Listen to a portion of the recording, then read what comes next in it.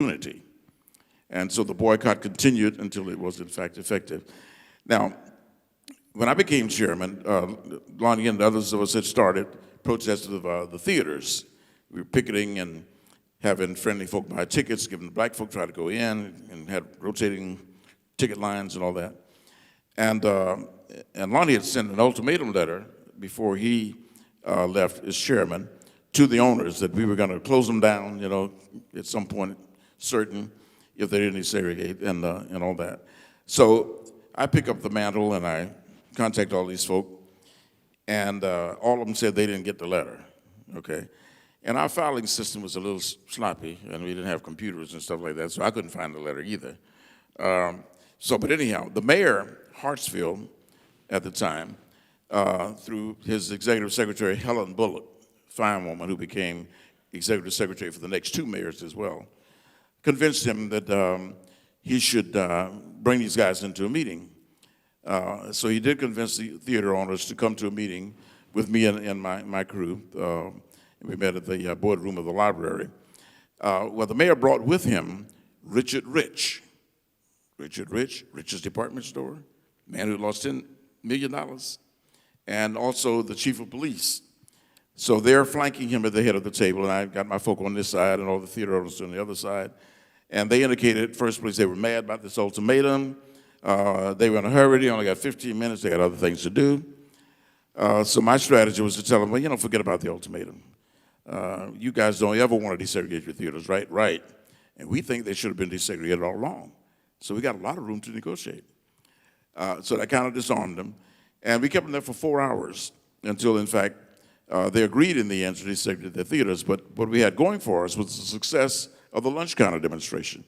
They were concerned that there was going to be riots in the theaters and firebombing and folk yelling fire, what have you. And so Richard Rich was able to say, well, none of that stuff happened. We thought all that stuff would happen too. And I lost a whole lot of money that I wish I had not lost because none of those things came to pass. And so I was able to say to the chief of police, well, I'm certain that the chief can maintain law and order in Atlanta. Can't you, chief? To which, of course, he responded in the affirmative. The result of all that was we got the theaters desegregated. We also had a major voter registration campaign in the summer for the election of the next mayor. And there were 6 candidates, one of whom was an avowed racist who owned a restaurant called Pickwick, Lester Maddox, ran for president once. And another was the head of the Chamber of Commerce, Ivan Allen. And then there were 4 others who held local and state office. And we ended up with a runoff between Ivan Allen and Lester Maddox. But what I need to tell you is that out of our movement grew a newspaper called the Atlanta Inquirer. And in that newspaper, we had an editorial cartoonist named Maurice Pennington. And one of the cartoons that he had drawn showed Lester Maddox and Ivan Allen sharing a single suit of clothing. And the cut line was cut from the same cloth. So that the candidate that Lonnie and the others were supporting, the people believed that those guys were the same. There was no point, in trying to differentiate between the two of them. So the result of that was that my good friend Helen Bullock convinced Ivan Allen that he should come to my side of town and meet with me because Lonnie had gotten the students involved in the partisan politics. I thought we shouldn't be doing that as a civil rights group. So I told him that, we would not endorse anybody, but if he would publicly declare that certain things, commit to certain things, then we would encourage the black folk to go back to the polls. And he indicated that we had, black voters didn't have any choice. They were surely not going to vote for Lester Maddox. I said, well, we have a third choice. He said, well, what is that? I said, we could go fishing, and if we do, you lose. So Helen convinced him. She said, now, Ivan, maybe I'll listen to what he's saying. And he agreed to publicly commit to about half a dozen things related to desegregation of city facilities, employment of blacks in non-traditional positions, et cetera. And we turned out the vote, and he got elected. Lonnie and I were both at the March on Washington together. You heard it mentioned that I was one of only 8 students in the only class that Martin Luther King ever taught. It was at Morehouse, a class called a Seminar in Modern Social Philosophy. And we studied Gandhi and Plato and Socrates and all those guys that Martin quoted all the time. And one of the things that stood out in my mind was the the Plato's Socrates notion of the philosopher king. Their notion was that people are born suited for certain pursuits in life. Some are good at various crafts, some are good as soldiers, policeman types, whatever. And then there are the philosophers, okay? And those are, of course, the intellectuals. And their position was that only the philosophers should rule, hence the philosopher king concept. And I said to Dr. King, well, I think that's a good idea. We shouldn't have stupid people running things and all that. And of course, he argued for the one man, one vote, democratic process stuff and all that. And I've often said of late, if he had been around during some recent administrations, he would agree with me and Plato and Socrates. You shouldn't put stupid people in charge. But anyhow, we might do it again. But I just want to comment on, I'd like to have a few volunteers. Any 3 or 4 people who handy want to come up here, I want to do something with you. I ain't going to tell you what. Just come up here. Quick, not everybody. Lonnie mentioned some of the circumstances under which we lived back in those days. Well, you can stay down there if you want to. No, it'd be better up here so folks can see you. Just come on. There were all kinds of things that were against the law. This assembly would have been illegal, for example, because you got black and white folks sitting together and all that. No, you couldn't do that. That was illegal. All right. We had segregated everything, segregated taxis. Of course, you know about black folks sitting in the back of the bus and all that. Stand out in the light so these folks can see you real good, okay? Because that has a lot to do with what we're going to do here. All right. Oh, you got applause already. Yeah, I haven't done anything. Okay, one of the things, we had segregated ambulances, segregated hospitals, you name it, segregated everything. It was all based on the color of skin, which didn't really make a whole lot of sense. Okay, so what we're going to do, we think about all those things, and I want you to look at all these folk and pick out something that's distinctive about them as opposed to the other folk up here. Like this guy's got curly hair, and he's real tall, okay? This handsome fella here is partly bald. He wears glasses, okay? This gentleman here has got nice gray hair and a nice smile, dimples and all that. And this guy has a wonderful beard. Look at there, okay? All right, now, think about all those laws that I was talking about now. Suppose you substituted black folk, people with skin color like mine, with, say, tall folk, or folk with curly hair, or bald-headed people, or gray-haired people, or bearded people, or cute young black guys,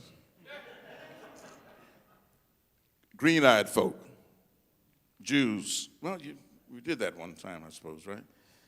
You think all of us are very much alike in 99% of our factors, but no 2 of us are exactly the same anywhere in all the world. So you could pick anything you want to and decide you're going to discriminate against all the folk that have that characteristic. Does that make any kind of sense to you? Nor did it make any sense to us that we discriminate based on our complexions. How about that? Okay, all you tall people, you can't go to the restaurants. You bald-head guys, you have to use a separate hospital. Guys with gray hair, you can't go to our colleges. And bearded guys, forget it. You can't do nothing. You ain't going nowhere with the rest of us. You can't hang with those guys. How stupid is that, huh? Well, that's what we lived through. That's exactly what we lived through. Thank you, guys. Appreciate you. All right, Lonnie's going to add some to the context of what we experienced. Let me mention this one thing, though, leading into that.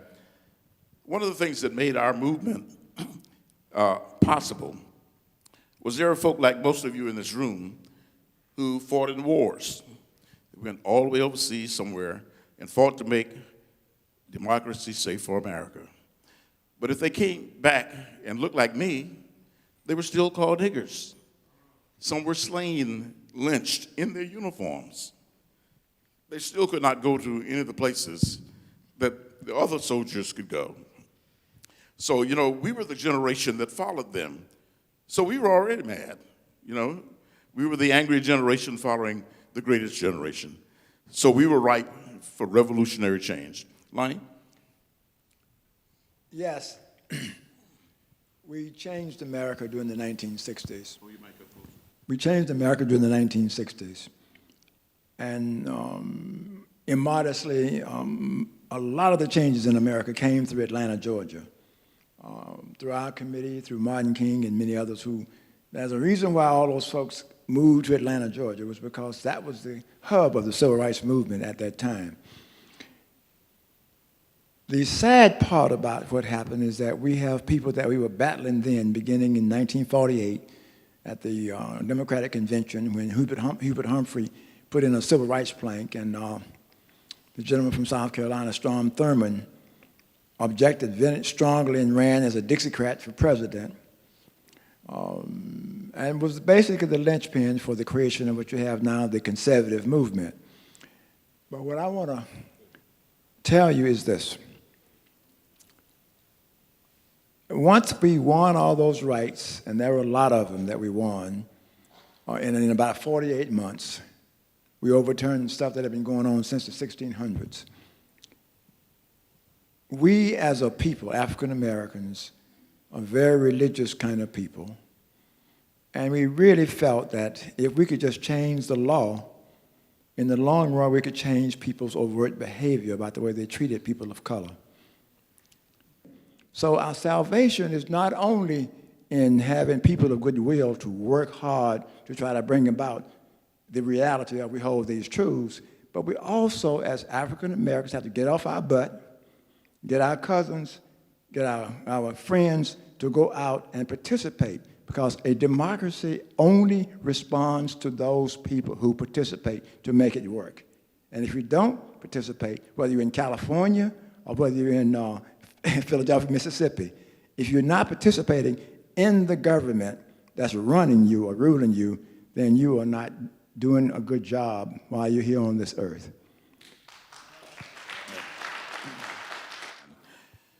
In any event, while this image is up on the screen, I wonder if you see anybody up there that you would recognize. Somebody? Anybody?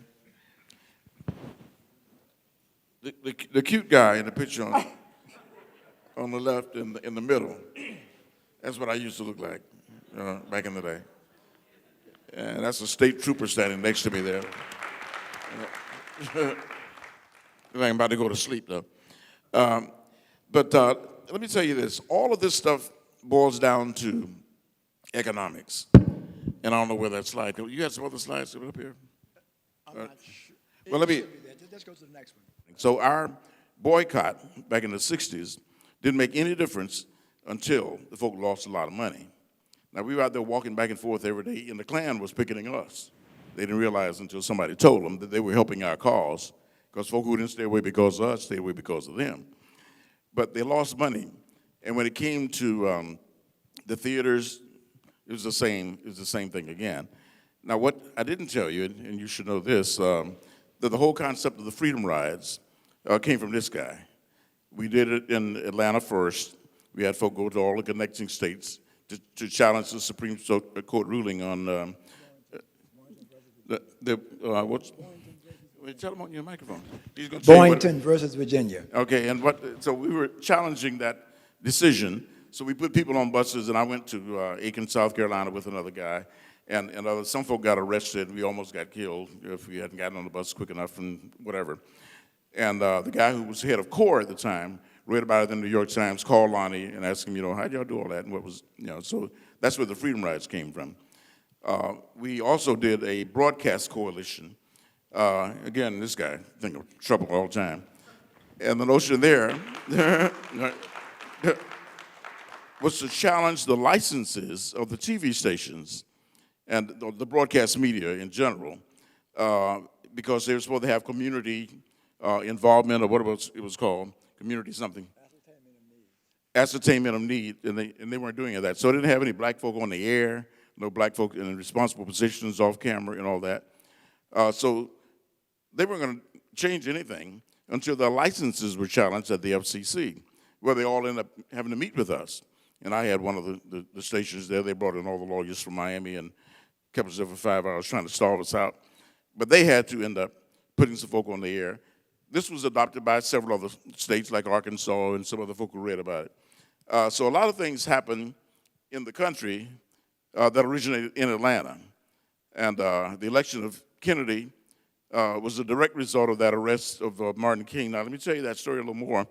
King was on probation. He was arrested for driving a car with a Georgia license plate on it, and he still had his Alabama license, okay? And he was given a 4-month probated sentence. So when he went to jail, fooling around with Lonnie King, it was in violation of his parole. So they locked him up, and they sent him to the state prison overnight with a German Shepherd dog in the back of the paddy wagon with him. He said it's the most frightened he'd ever been in his life. And that's when these phone calls, when Kennedy's folk or Nixon's folk had a chance to intercede, Kennedy's people did, and he overcame a double-digit lead that Nixon had 2 weeks before the election. And that's when every major city responding to this blue bomb with black folk voted Democrat for the first time in a very long time. Every major city except one. It was Atlanta. And that was largely because there was a black guy, Republican, who was a tremendous organizer, and he kept enough folk in the Republican column that it didn't happen there. So that's a large part of it. Jeff was supposed to raise his hand, let us know when we were at the end of our talk, but I don't know where he is. You are? Oh, your hand is up. Okay. I think we're going now into a Q&A. So who's going to handle all that? And again, thank you for your attention to all this. All right.